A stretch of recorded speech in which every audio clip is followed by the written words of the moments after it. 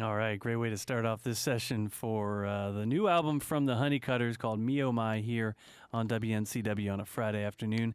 My name's Martin, got Amanda Ann Platt and the rest of the gang here before they head up to Asheville tonight for a show in West Asheville at the ISIS. Not just any show, a CD release show. So what do you have, like, are they setting up balloons up in the ceiling that drop down? And there will be cake. And water balloons, and there'll be cake? Okay. Cool. No, that's a lie. I feel like every time we're on the radio I say something like we're going to have puppies or cake. Or we a free pony for the first 200 people that come in. I ordered 200 ponies for this event special. Yeah. Now the line is already starting to form. Really small ponies. Well, really small. Well, it could be pony kegs. I don't know. You never know. There you go. Oh, good thought. All right. So, well, congratulations on this new release. Thank you. I was kind of studying up on it and composing a little something for the website, and it kind of dawned on me that this is like almost 100% Asheville product or Western North Carolina product, really. The recorded in Asheville or Arden, and the label is out of there. And I bet you wrote most of the songs at home, or maybe not, maybe on the road. Yeah, I think there might be like one song on the album that I wrote before I moved to Asheville, but I think all of them pretty much would have been born in Asheville. Yeah. And when did you move here? 2007. 2007. That's kind of when the Honeycutters were born, right? Yeah. Well, actually, we were called the Bee's Knees first. So the Bee's Knees were born in 2007. Then I think 2008 we switched the name. All right. Yeah. But it was, the same band. You got Tal here on the mandolin, and was he there in the very beginning? He was. Yeah.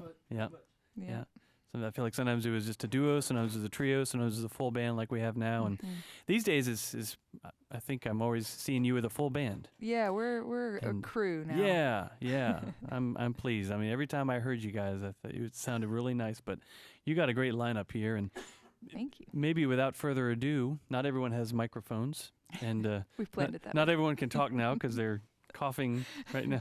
No. So why don't you introduce who's there? Yes, absolutely. So Tal Taylor's over here on the mandolin. Hello. We got Matt Smith playing the pedal steel. Yeah. He's going to play some dobro for us in a bit here too. Cool. Playing the drums and singing harmony, we got Josh Milligan and Rick Cooper on the bass. All right. Thank you. Thanks, everyone, for being here. The harmonies are one of the many things that just turn up nice on this album. And I guess I wasn't sure who was doing harmonies. I didn't know it was you, Josh, but it sounded mighty fine. Thank you. It's that guy right there. Yeah. And if Levon Helm played in a honky tonk band, I bet he'd sound kind of like Josh does here. Thank you. Yeah. Cool. So how long did this project take to come together? Well, is it kind of a tough question? We'd done like a week recording. Yeah. I feel like, right? We kind of went in there in October of 2013 because we did the Kickstarter to raise money. So we had the money and we went right in 2013. And we had like a week, maybe a week and a half that we just like kind of laid down all the tracks. And then there was just this really drawn out period of like tweaking things and doing overdubs. And then there was, who knows what happened last year. So yeah, we rode around in a van a lot. Okay, yeah. But when we signed with Organic, I guess was December, and so that's when we set the date. And yeah, so it's been a process. Yes, it's been a bit of a process. And you've been involved in almost all of it, it seems, Amanda, because the chief executive overdubber and chief executive tweaker was Amanda Ann Platt here, producer, right? Yeah, I did. First time to put on the producer's hat? Yeah, I mean, I kind of co-produced the last two, and I was more hands-off, I remember for the last one, like my best friend got married somewhere in that process. And I was like in bachelorette party land for like planning it.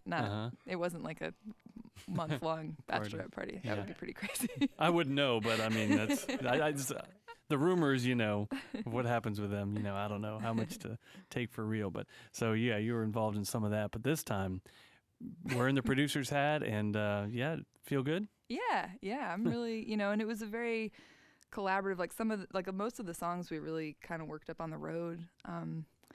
So we were playing them and we knew what we were going to do. And then there was a few that the guys hadn't even really heard. And I was like, oh, and here's this one we're going to learn. And, Josh would be like, well, I could do this drum beat like this, or I could do it a little bit different. And, they would come up with a hook, or like Coop would try a different bass feel, or he did some electric bass on some, and so it was really cool to just kind of play with it, you know, as a unit. Like, since we had all been on the road together all summer, and we were all kind of breathing on the same rhythm at that point. Yeah. It kind of baffles me sometimes when an act will record an album and it's with people that they just barely met, you know, studio musicians. And of course, they're professionals. Usually it happens when it's Nashville studio professionals that are like, you know, oh yeah, they just got to walk in the room and they know how to do it. But still, that kind of baffles me that a project like that can end up turning out well, because a lot of times it seems like, no, it takes a unit like this that like lives and breathes everything together, and then they can... My favorite is on the show Nashville, when like two people write a song together and then they like show up at like some arena to play it, and they have like the whole band magically knows it, and they have like 13 people and backup singers. Yeah. I'm like, yeah, that's how it goes. Yeah, those are the kind of dreams you have, isn't it? But yeah, I mean, we did have, you know, we had a lot of guests on this album, and some really talented people that just came in and knocked it out of the park. We were just talking about Phil Cook played keys on it, and he was in town last night playing with his Golden Messenger. And yeah, he just came in, you know, one day and just sort of knocked everything out of the park. And I was like, please join my band. And he was like, I'm busy. Oh, well. Yeah, well, I see Aaron Wood shows up here too. Yeah, we and got Woody Wood on there, and Micah Hanks. You got to read it to me. Will Strawn, Red June course, fame. Yeah, Will Strawn, because he was on the road with us that summer too, Okay, a bit, when Matt was had some other stuff he had to do. Yeah, and he sings some harmony on there too. Cool. And Pete James. Pete and made a cameo on this one. A cameo appearance. And Evan Bradford and Mark Platt. Yes, my father, and Evan Bradford was also the assistant engineer, and it was keeping from us that he could play trumpet. And that song Jukebox that we just played, I was like, I really hear trumpet on this. And John Ashley, who was the engineer, was like, you know, Evan plays the trumpet. Yeah. So cool. Yeah. And now I know Pete James. I'm not sure where he's living now. Is he? He's in I think Boulder. He's in Colorado. Yeah. All right. Definitely Colorado. Right. Boulder or Denver. One of those. All right. Cool. It's the Honeycutters here on WNCW. They're playing a bunch of shows in our area, and I'll rattle off the list in a little bit. But the one coming up is tonight in West Asheville at ISIS, the big CD release show.